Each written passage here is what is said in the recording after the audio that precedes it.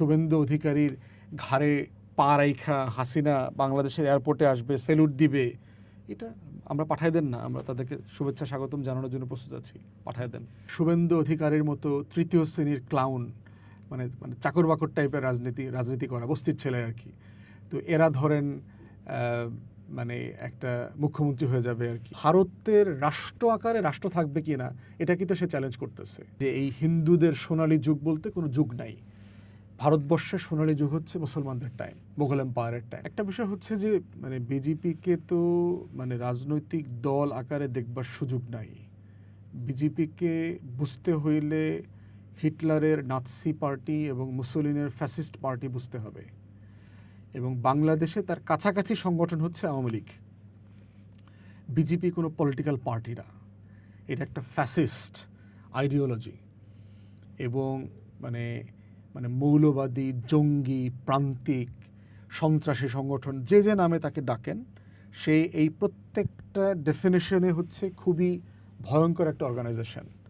তার আছে আরএসএস, রাষ্ট্রীয় স্বয়ংসেবক সংঘ, ভিএইচপি, বিশ্ব হিন্দু পরিষদ, পলিটিক্যাল উইং যেটা আছে, এবং এই যে ধারাটা আছে আপনার বঙ্কিমচন্দ্র, তারপরে হচ্ছে ব্রিটিশ বিরোধী আন্দোলনের সময় আমরা দেখেছি যুগান্তর, অনুশীলন, সাধনা সংঘ থেকে শুরু করে হিন্দু মহাসভা, শ্যামাপ্রসাদ মুখার্জি, এরপরে হচ্ছে এই কংগ্রেসের যারা একসময় ডানপন্থী নেতা ছিলেন, সাভারকার, গোলওয়াকার, তারপরে গঙ্গাধর, এরপরে হচ্ছে হেজওয়াকার, এরপরে হচ্ছে আপনার বেলথাকার, এই যে টোটাল লিটারেচার, এদের যদি লেখাজোখা পড়েন, বিজেপির যারা ফাদার, এদের লেখাজোখা সবাইকে দেখবেন যে তারা কিভাবে হিটলারের প্রশংসা করেছে, মুসোলিনির প্রশংসা করেছে, স্পেনের আপনার যারা ফ্যাসিস্ট জেনোসাইডাল রুলাল ছিল, মানে গণহত্যার পক্ষের যত বড় বড় পলিটিশিয়ান ছিল গত শতাব্দীতে, সবার তারা প্রশংসা করেছে।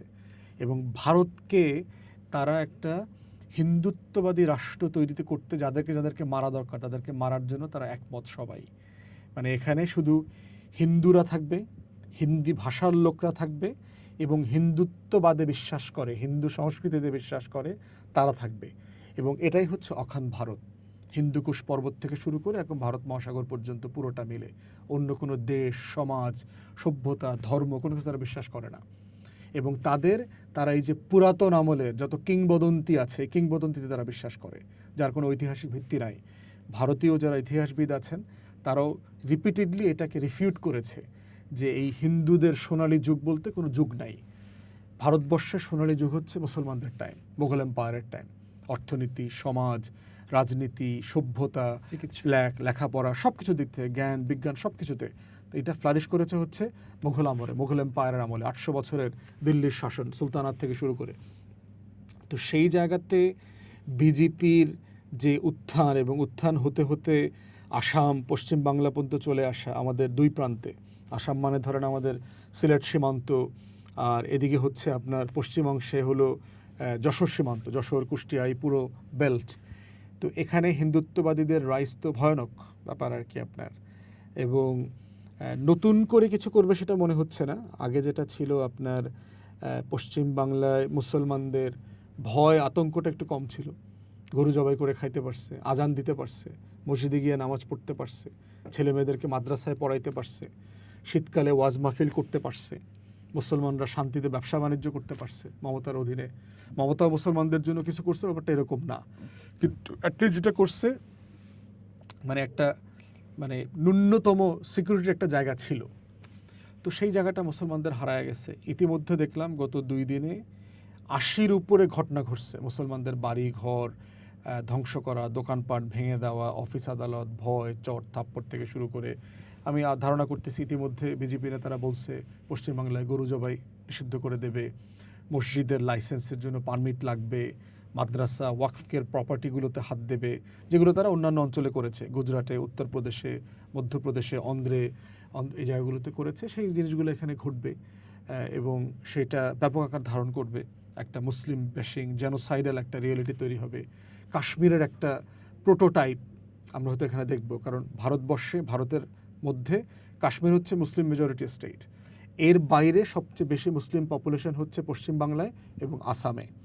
অতএব সেই জায়গাতেও আমরা এই ধরনের বাস্তবতাগুলো দেখব আগামী দিনগুলোতে, এবং পুশব্যাক করা, লক্ষ লক্ষ মানে ভারতীয় নাগরিকদেরকে তারা ইতিমধ্যে নাগরিকত্ব বাতিল করেছে, এনআরসি, তারপর সিএ, এসআইআর সম্প্রতি যেটা করেছে, এর প্রত্যেকটার মাধ্যমে তারা যেটা করছে যে মুসলিম নাগরিকদের 1 কোটির উপরে, তার ভিতরে হিন্দু আছে, মতুয়াও আছে, তাদেরকে ইতিমধ্যে নাগরিকত্ব থেকে বাতিল করা, তাদেরকে বাংলাদেশি বলে ফেরত পাঠানোর চেষ্টা করা, এগুলো তারা করবে। তো এইরকম মানে শুভেন্দু অধিকারীর মতো তৃতীয় শ্রেণীর ক্লাউন, মানে মানে চাকর বাকর টাইপের রাজনীতি করা, বস্তির ছেলে আর কি। তো এরা ধরেন মানে একটা মুখ্যমন্ত্রী হয়ে যাবে আর কি। তো মোদি ওইখানে লেবু বেচা লোক, মানে স্টেশনে বসে বস্তির পোলাপান লেবু ব্যস্ত, সে ওখানে হয়েছে, তার এখানে রিপ্লেসমেন্ট আসতেছে।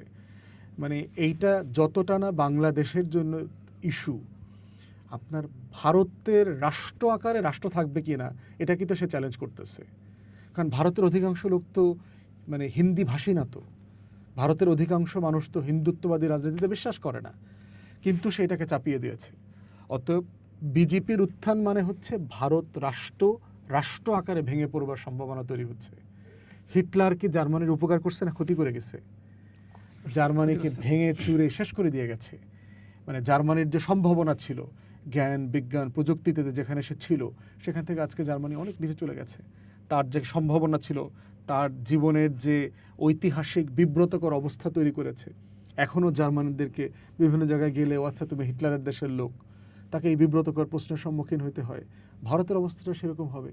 এবং ভারতের শিক্ষিত সমাজ, নায়ক নায়িকারা দেখবেন এই পশ্চিম বাংলা বলিউডের ব্যাপক হারে আপনার বিজেপির রাজনীতি করতেছে, অথচ তারাই হলো রাবীন্দ্রিক, তারাই হলো সুশীল। এবং তাদের উত্থানে দেখবেন বাংলাদেশের এই যে সুশীল যে আইডিওলগ আছে, এই যে ক্রিমিনাল গ্যাং আছে বাংলাদেশের, সভ্য সুশীল, এরা দেখবেন কোনো কথা নাই, কোনো হাউকাও নাই। কোথায় কোন মানে হিন্দু মহিলা টিপওয়ালি পুলিশ অফ ওই যে মোটরসাইকেলে যাইতেছিল দাড়িওয়ালা কি বলছে না বলছে, গণমাধ্যম পুরো হইচই করে ফেলছে। কোথায় কোন টিচারকে, একটা হিন্দু টিচারকে ক্লাসে অপমান করছে, সেটা নিয়ে গণমাধ্যম হইচই করে ফেলছে। কিন্তু বিজেপির মতো একটা ফ্যাসিস্ট হিন্দুত্ব আইডিওলজি আমাদের সীমান্ত পর্যন্ত চলে আসছে, একটা ফ্রড ইলেকশন করে, জালজালিয়াতি ইলেকশন করে। মমতা দেখছেন না, পরিষ্কার করে বলেছে।